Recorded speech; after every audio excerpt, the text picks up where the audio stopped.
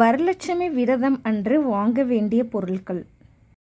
வரலட்சுமி விரதம் அன்று மகாலட்சுமி வாசம் செய்யப்படுவதாக சொல்லப்படும் பொருட்களில் ஏதாவது 2 பொருட்களை வீட்டின் பூஜை அறையில் வைத்து வழிபடலாம்.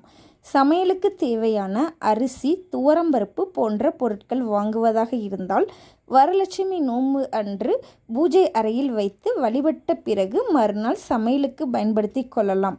எதுவும் வாங்க முடியவில்லை என்பவர்கள் எளிமையாக மஞ்சள் மற்றும் உப்பு ஆகியவற்றை வாங்கி வைத்து கொண்டு பூஜை அறையில் வைத்து வழிபடலாம்.